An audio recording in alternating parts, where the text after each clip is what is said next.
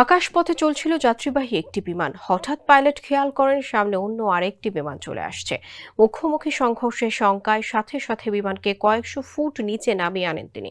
আকস্মিক এই ডুব দেওয়ার ঘটনায় বিমানের ভেতর তীব্র ঝাঁকুনি সৃষ্টি হয় এবং যাত্রীরা আসন থেকে ছিটকে পড়েন। এতে দুজন কেবিন ক্রু আহত হলেও কারো জখম গুরুতর নয় বলে জানিয়েছে বিমান সংস্থাটি। মাত্র কয়েক সেকেন্ডের ব্যবধানে মাঝ আকাশে ভয়াবহ বিমান দুর্ঘটনা এড়ানো গেছে।